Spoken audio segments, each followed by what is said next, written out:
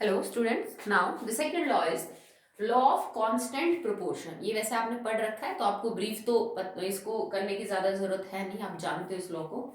Constant proportion, proportion constant होगा मतलब fix होगा। ये लॉ दिया था जेएल प्राउस्ट ने। This law was given by JL Proust. और ये लॉ कहता क्या है कि अगर कोई कंपाउंड आपके पास है तो वो बेटा हमेशा फिक्स एलिमेंट के आपस में एक फिक्स रेशियो में कंबाइन होने से बनता है। Okay, this states that a compound is always formed by the same elements in the fixed ratio by their mass. Okay, so in a compound, same elements combines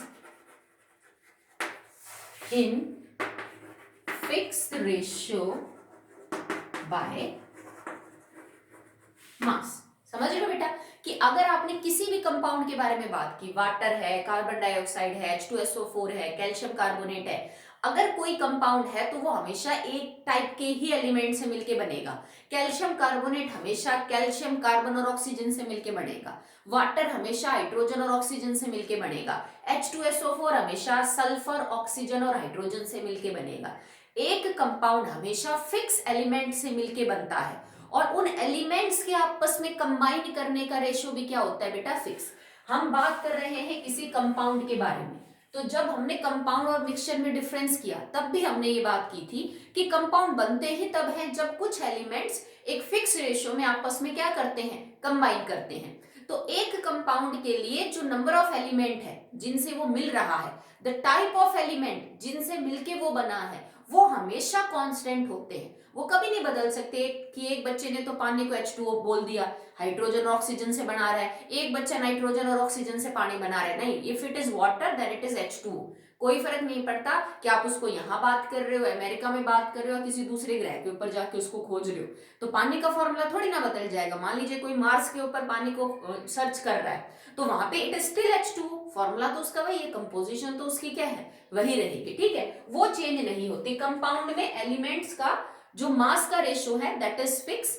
element भी वही होंगे, उनका number भी वही होगा और उनके जो मास का रेशियो है वो भी क्या रहेगा बेटा, सेम रहेगा। इस बात से कोई फर्क नहीं पड़ता है कि आपने उसको कहां से लिया है, कैसे बनाया है, कहां से उठाया है, इससे कोई भी फर्क नहीं पड़ेगा। जैसे फॉर एग्जांपल एक आपके पास टैप वाटर हो, ठीक है, एक आपके पास डिस्टिल वाटर हो,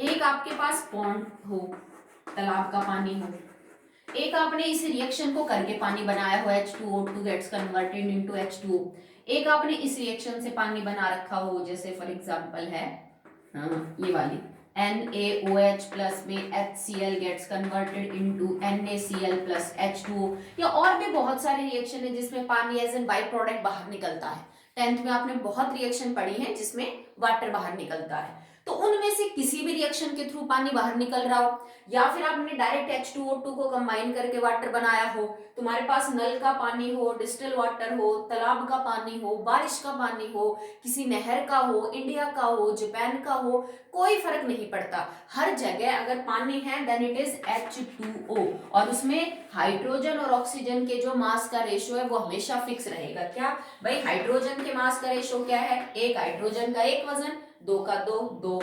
ऑक्सीजन का कितना हो जाएगा, 16, सिंपल कर दो, 1:8। So the mass ratio of hydrogen and oxygen is always 1:8। चाहे आप कहीं से भी पानी को उठा लीजिए, कोई फर्क नहीं पड़ता। ओके, यही कहता है आपका जो लॉ है वो कांस्टेंट प्रोपोर्शन, कि elements combine in the constant proportion और उनका रेशियो कभी नहीं बदलेगा बाय मास। क्लियर है? ठीक है, चलो एक और इक्वेशन से समझते हैं। अभी तो हमने इसको वाटर का एग्जांपल लिया, हम सिंपल एग्जांपल इसलिए करते हैं बेटा क्योंकि ये चीज आप अभी इसको जस्ट पढ़ के आए हो कि किन किन रिएक्शंस में पानी बाहर निकलता है। You all familiar with this compound. So इसके बाद जैसे जैसे आप कंटिन्यू करते जाएंगे आगे के चैप्टर्स पे, रिएक्शन थोड़ी और मुश्किल आती जाएंगी।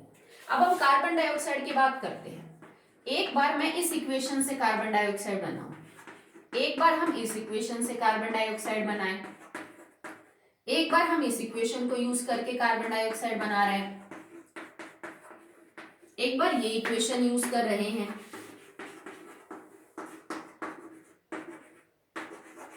Na2CO3 H2O and CO2। ठीक है, और भी बहुत सारे रिएक्शन जिसमें कार्बन डाइऑक्साइड गैस जो है बाहर निकलती है, जैसे मीथेन का मैंने कंबस्शन नहीं कर लिया, it will convert into CO2 H2 and energy. अब इन हर रिएक्शन में कार्बन डाइऑक्साइड बाहर निकल रही है। कोई बच्चा इस इक्वेशन को यूज करके CO2 बना रहा है, कोई इस इक्वेशन को यूज करके CO2, कोई इससे, कोई इससे, कोई इससे, मतलब हर जगह मैंने सोर्स अलग अलग लिया कि भाई CO2 को जो मैं स्टडी कर रही हूँ कि इनके एलिमेंट्स के जो मास का रेशियो क्या है, तो मैंने हर बार सोर्स अलग अलग लिया। पर जितनी बार भी आप सोर्स ले लो फॉर्मूला तो आपका सेम ही आएगा, CO2 वो तो नहीं बदल जाएगा कि एक इक्वेशन में तो CO2 है, दूसरी में CO3 है। अगर फॉर्मूला सेम है तो इसके मास का रेशियो भी सेम मिलेगा। एक कार्बन के मास का मास 12, ऑक्सीजन एक का 16, तो दो का कितना हो जाएगा 32। आप चाहो तो इसको और सिंपल कर लीजिए, नहीं तो 12:32 कर लीजिए। तो if it is CO2 from any equation, किसी भी रिएक्शन से डायरेक्ट बनाई हो, किसी ऑटोमोबाइल के एग्जॉस्ट व्हीकल से निकल रही हो कार्बन डाइऑक्साइड, किसी भी तरह से, यहाँ की हो, किसी दूसरे देश की हो, किसी और प्लेनेट के ऊपर हो, हर जगह उसका फॉर्मूला यही रहेगा। और कार्बन और ऑक्सीजन के जो मास का रेशियो है that is always fix, it is 12:32। या आप किसी भी कंपाउंड का एग्जांपल लेके कर सकते हो, जैसे मान लीजिए मैं SO3 की केस में बात कर सकती हूँ। ठीक है, अब SO3 की कौन कौन सी इक्वेशन यूज कर सकते हो आप? एक तो आप ये यूज कर लो कि FeSO4 का जब डिकम्पोजिशन हम करेंगे तब SO3 बाहर निकलती है। एक ये इक्वेशन है SO2 कंबाइंस विद O2, तो आपकी क्या निकलेगी? SO3 बाहर निकलेगी। दोनों इक्वेशंस के अंदर SO3 को चेक करिए, उसके जो मास का रेशियो है सल्फर और ऑक्सीजन का, that will remain the same. Okay, ठीक है। सो ये तो स्टेटमेंट थी, कुछ एग्जांपल के साथ हमने आपको ये बात समझाई। अब इसके कुछ लिमिटेशंस हैं कि ये जो लॉ है वो एक दो जगह आपको मिसगाइड कर सकता है, कि आपको इसकी जो स्टेटमेंट है वो थोड़ी कंफ्यूजिंग लगेगी इन सम एग्जांपल, तो उनको डिस्कस कर लेते हैं। These are the limitations of law of constant proportion.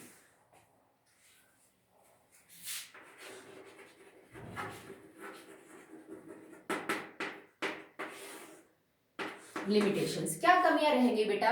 एक तो ये है कि अगर आपने कोई ऐसा एलिमेंट ले रखा है that is capable of showing isotopic effect, मतलब वो आइसोटॉप्स बना सकता है, तो आपकी ये स्टेटमेंट गलत हो जाएगी। जैसे फॉर एग्जांपल मैं हाइड्रोजन, हमने ये लिया वाटर, और हाइड्रोजन के बेटा 3 आइसोटॉप होते हैं, one is protium, deuterium, tritium.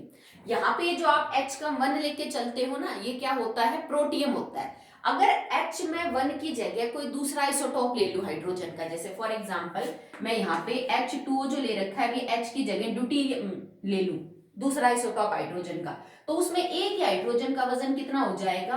2। ठीक है, तो इसका मतलब 2 हाइड्रोजन का वजन कितना हो गया? 4। अब 4 रेशियो क्या हो जाएगा आपका? 16। नाउ 1:4। जो रेशियो आपका पहले 1:8 आ रहा था, अगर आप हाइड्रोजन की जगह उसका आइसोटॉप यूज करेंगे तो रेशियो बदल गया। या मैं चाहूं तो ऑक्सीजन का भी आइसोटॉप यूज कर सकती हूँ। ठीक है, जैसे कार्बन के 2 आइसोटॉप होते हैं, एक 12 होता है, एक 14। भाई मैंने CO2 का जो मास है वो 12:32 क्यों बोला आपको? क्योंकि मैंने कार्बन को यहाँ 12 आइसोटॉप के तौर पे लिया। अगर ये जो आइसोटॉप है वो 14 वाला होता तो अब आपका मास का रेशियो क्या होता? 14:32। अब तो मैच नहीं हो रहा। तो मतलब अगर एलिमेंट आइसोटॉपिक है, वो आइसोटॉप्स बना सकता है, तो फिर ये लॉ गलत हो सकता है। तुम कहोगे मैडम ये भी कार्बन डाइऑक्साइड है, अगर 12 वाला आइसोटॉप है कार्बन का तो, और अगर कार्बन 14 वाला है तो भी वो है तो कार्बन डाइऑक्साइड ही। ठीक है, पर दोनों के मास का रेशियो अब क्या हो जाएगा बेटा?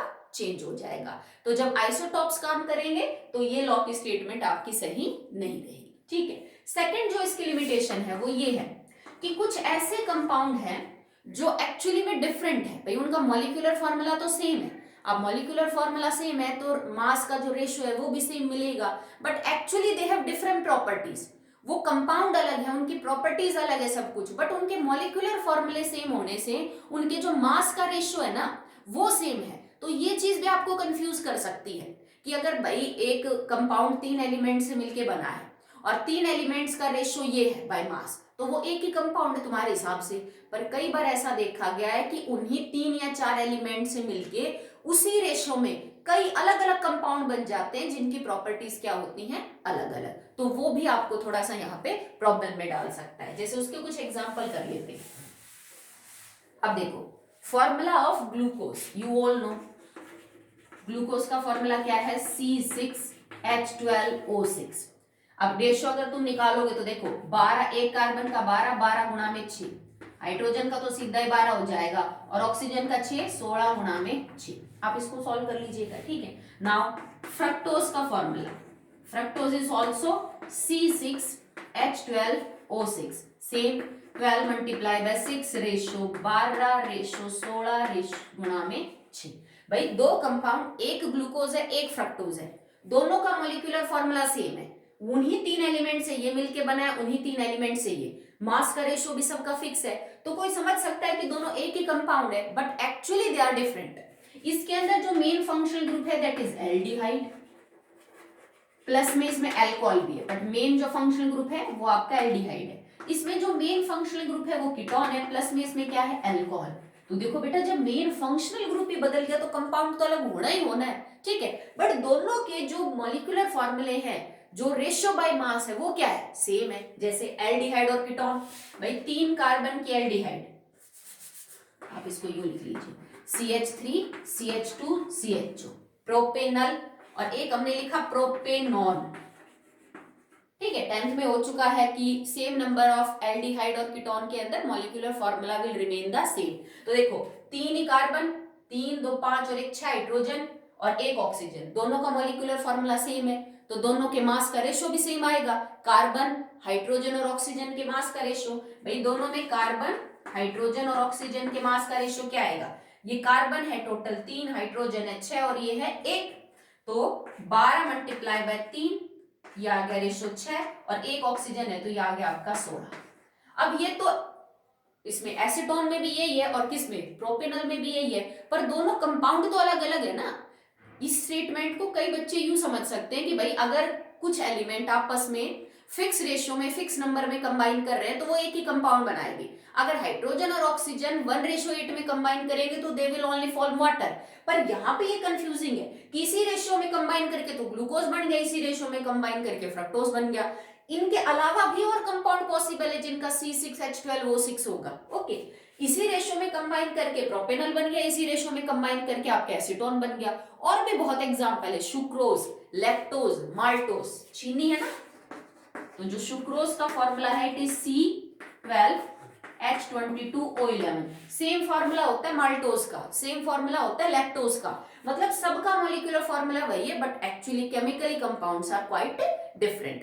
तो ये बेटा इनकी क्या है, लिमिटेशन है। तो ये दो इसकी लिमिटेशन थी। Law of conservation of mass की लिमिटेशन क्या थी, इन टर्म्स ऑफ अगर एक्सोथर्मिक रिएक्शंस आपकी न्यूक्लियर रिएक्शन जो एनर्जी को इन्वॉल्व कर रही है तो उसमें फिर एनर्जी काम करती है तो मास थोड़ा हो सकता है कम, इसमें इसकी दो लिमिटेशन, ठीक है। चलिए अब हम इस लॉ के क्या करते हैं, न्यूमेरिकल।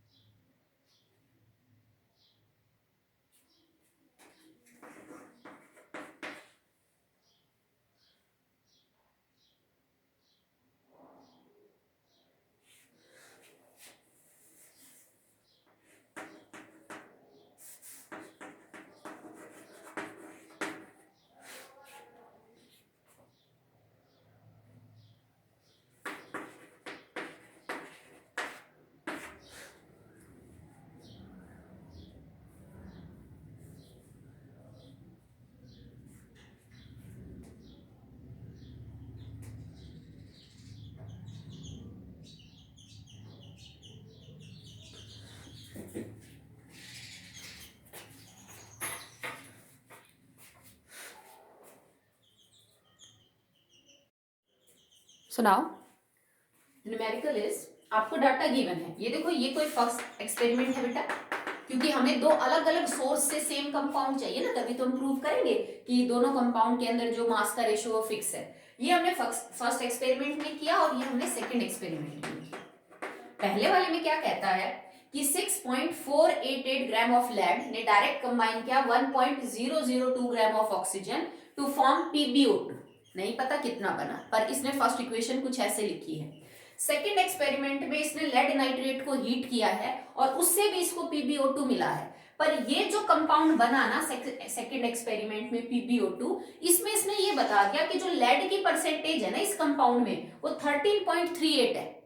तुम्हारे कंपाउंड में दो चीजें, लेड एंड ऑक्सीजन, और उसमें आपको ये बता दिया गया बेटा लेड की जो परसेंटेज है ना दैट इज 13.38, तो ऑटोमेटिकली जो परसेंटेज बच गई वो किसकी है, ऑक्सीजन की।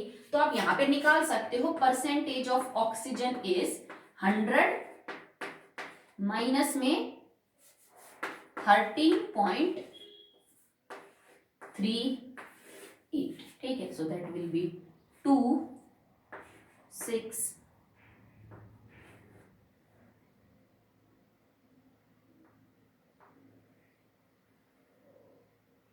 सॉरी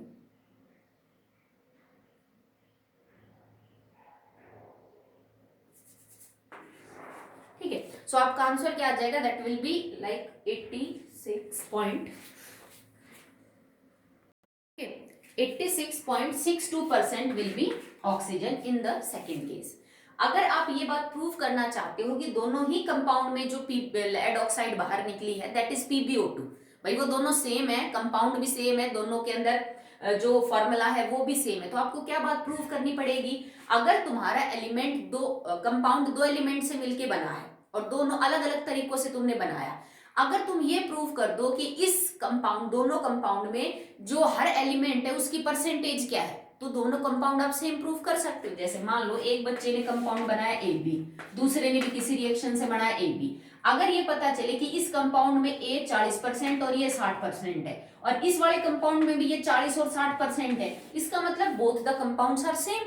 समझ रहे हो आप? अगर मैं ये प्रूव कर दूं कि दोनों ही कंपाउंड में जो एलिमेंट्स की परसेंटेज है बाय मास वो सेम है, तो इसका मतलब दोनों कंपाउंड क्या है, सेम है। तो देखो यहाँ पे तो इसने आपको डायरेक्ट बता दिया कि लेड इतने परसेंट है और ऑक्सीजन हमने घटा लिया। अब इसमें से पता करिए आप कितने परसेंटेज है। देखो इतने ग्राम लेड ने इतने ग्राम ऑक्सीजन के साथ कंबाइन किया, तो दोनों को जोड़ दूं तो मेरे को पता चल जाएगा PbO2 कितना है। तो PbO2 कितना हो जाएगा 6.488 एंड 1.002, तो आंसर आ जाएगा आपका 0947, 7.490 ग्राम टोटल आपके पास PbO2 है। अब आप दोनों की निकालने की जरूरत नहीं है, या तो लेड की परसेंटेज निकालो या ऑक्सीजन की, एक की निकालोगे तो दूसरे की ऑटोमेटिकली 100 में से घटा देंगे। अब आप इसको यूं लिखिए दैट, चलो लेड की निकाल लेते, no problem.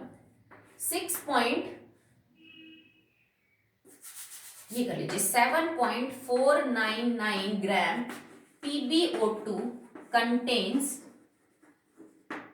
Pb that will be 6.488 gram. भाई टोटल 7.499 ग्राम PbO2 के अंदर टोटल Pb कितना है 6.488 ग्राम।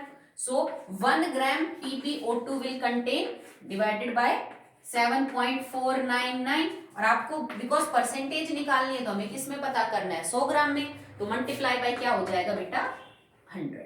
ठीक है, तो आपने ये पता कर लिया कि फर्स्ट एक्सपेरिमेंट में अगर 100 ग्राम मेरे पास PbO2 हो तो उसके लिए Pp उसमें कितना लगेगा, एक्चुअली में वो परसेंटेज आ जाएगी। तो आपका जो आंसर वो बिल्कुल सेम आएगा एज दैट ऑफ ये 13.38। अप्रोक्सीमेटली हल्का सा वेरिएशन हो सकता है तो हम उसको सही ही मानेंगे। ऐसा भी कर सकते हो कि आप लेड का मत पता करिए, आप ऑक्सीजन का पता कर लीजिए। तो आप क्या लिखते, आप ये करते 7.499 gram of PbO2 contains 1.002 gram oxygen, 1 gram will contain divided by 7.499 और 100 ग्राम कंटेन मल्टीप्लाई बाय 100। तो आपकी जो परसेंटेज है फिर ऑक्सीजन की कितनी आती, 86.62। तो किसी भी एक एलिमेंट की परसेंटेज कंपोजिशन से आप ये चेक कर सकते हो, अगर दोनों ही एक्सपेरिमेंट के अंदर लेड और ऑक्सीजन की परसेंटेज सेम है तो मतलब आपके जो कंपाउंड है वो क्या है बेटा, सेम है। ओके, तो बाकी सारे न्यूमेरिकल्स हैं जो इसी टाइप के हैं, ठीक है। आप अपनी मर्जी से किसी भी एक एलिमेंट की जो परसेंटेज है उसको क्या कर दीजिए, बराबर प्रूव कर दीजिए। तो आप कर लेना, अगर नहीं समझ में आए तो पूछ लेना। That's all for the day.